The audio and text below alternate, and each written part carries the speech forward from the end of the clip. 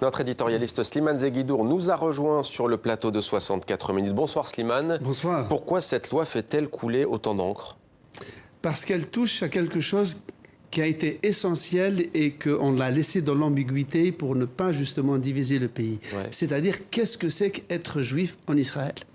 Le problème de cette loi, c'est que jusqu'ici, Israël était un État juif, affirmé comme tel, dans lequel la minorité arabe jouissait formellement à peu près des mêmes droits, mais quand même de pas mal de droits. Et quand on allait dans des villes mixtes comme Haïfa ou Jaffa ou Ramleh, on avait vraiment l'impression, dans les faits, d'un État judéo-arabe. Ouais. La langue arabe est partout, sur les panneaux routiers, sur les documents administratifs, il y a une presse arabe, il y a une télévision arabophone. Qu'est-ce que change cette loi? C'est qu'Israël passe du statut d'État juif au statut d'État des seuls juifs, exclusivement. Du coup, l'État ne correspond plus à la nation, c'est-à-dire l'État d'Israël inclut une partie des juifs et une minorité arabe, mais il est l'État de la nation juive, c'est-à-dire des juifs du monde entier.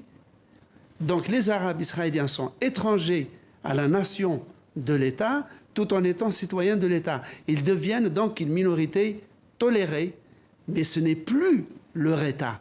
Ils sont comme des étrangers dans cet État dont ils ont la citoyenneté. C'est pour ça que le président de l'État, Reuven Rivlin, qui est pourtant un homme de droite, a envoyé avant ce vote une lettre à tous les députés en leur disant que si cette loi passe, non seulement ce sera la fin de l'idée qu'Israël est un État à la fois juif et démocratique et respecte ses minorités, ce sera une infraction à la déclaration d'indépendance de 48 qui assure l'égalité de droit à tous les citoyens de l'État d'Israël, quelle que soit leur origine ethnique, raciale ou religieuse.